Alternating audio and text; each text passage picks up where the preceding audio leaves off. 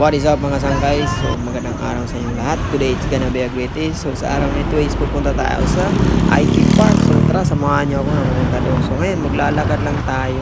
So bali ito yung mga nakita natin habang tayo naglalakad papunta doon sa IT Park. Grabe naman, medyo traffic ngayon mga sangkay. So ayun. So paglalakad natin, ito yung mga nakikita natin dito. Medyo traffic talaga mga sangkay. So mula doon sa amin maglalakad lang tayo ng mga 5 to 10 minutes mula doon sa may sa loob sa apartment namin ba. So dito na tayo guys sa IT Park. So papasok na tayo. So makikita nyo dito maraming mga building dito na nakatayo talaga. So ayun, tumawid na tayo mga sangkay at dito naglalakad na tayo dito. So dito sa part na ito ay merong medyo siya merong quiet na area. So pupuntahan natin. Minsan dito rin ako tumatambay. Yun. So ayun mga sangkay, kung meron kayong mga motor, pwede kayo mag-park dyan sa may, dito sa part, sa may kuwan. Basta dyan. At dito naman yung tambayan dito guys. So kung gusto nyo mag-pander doon, pwede kayo mag-pander doon. So ngayon pupunta naman tayo sa may Arco. So ito po yung Cebu IT Park. So tara, pasok ulit tayo. Tara, i-tour ko kayo dito sa loob. Ano yung mga makikita nyo pag nandito kayo sa loob ng IT Park. So yung mga sangkay, share ko lang dito, nag-work din ako ng mga 10 months as call center dito sa IT Park. So dito yung building namin sa may park dito sa TGU Tower. So yun. So maraming mga call center dito na pwede nyo ring applyan mga sangkay kung gusto nyo talaga mag-apply ng call center. So pwede kayo mag-walk-in kung malapit yung apartment nyo, boarding house nyo dito.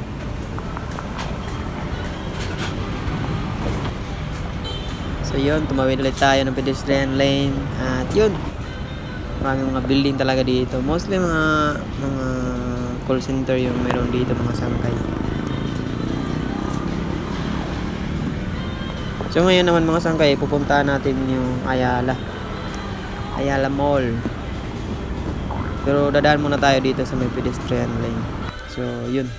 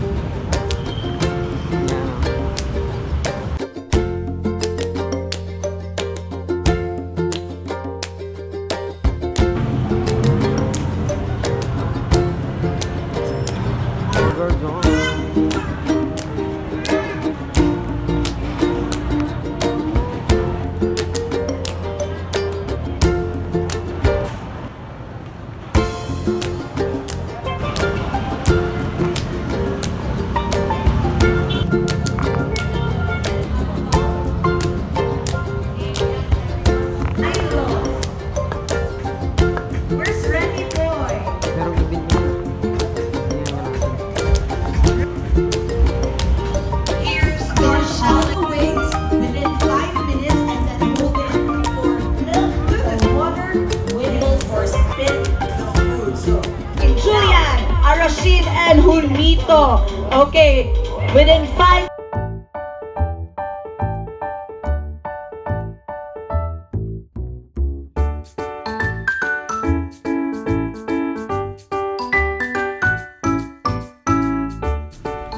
So yun mga sangkay, nakikita nyo ba yan? Grabe, ang ganda ng mga motor nila naka-display dito.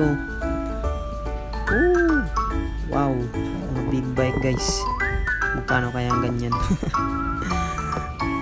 Ito, yan yung mga price pala nila mga sangkay kung makikita nyo. Harley Davidson. Napakaganda ng motor na to guys. Sarap kaya mag-drive nyan. Pero hindi ko pa na-try yan. Kaya manood na lang tayo dito sa kanilang pa-challenge. Manood lang tayo sa kanilang pa-challenge. Ito po, may isa pang motor dito guys. The longest one who could hold the spiciness or the heatness of the chicken without drinking water, milk, or using napkins, or leaving the table, or spitting out the food, wins.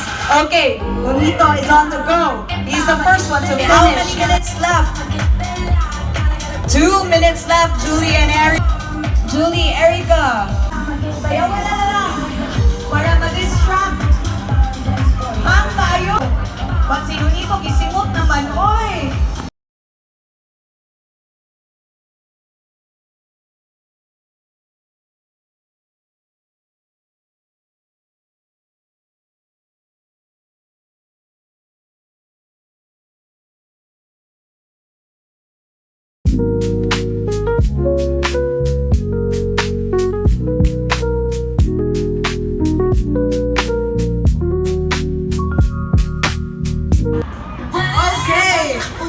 Time to beat is 2 minutes and 49 seconds.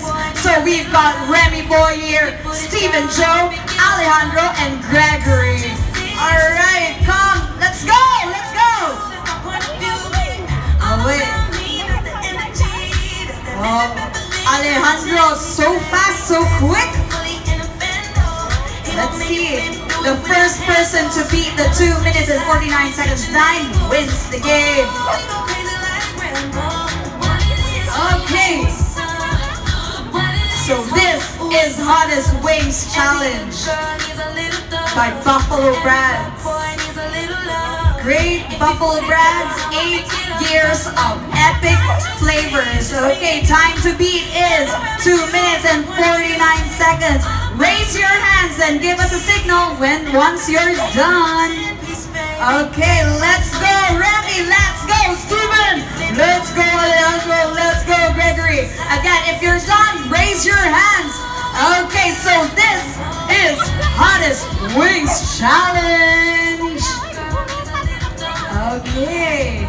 Wow, kalmar kayo siya, oh.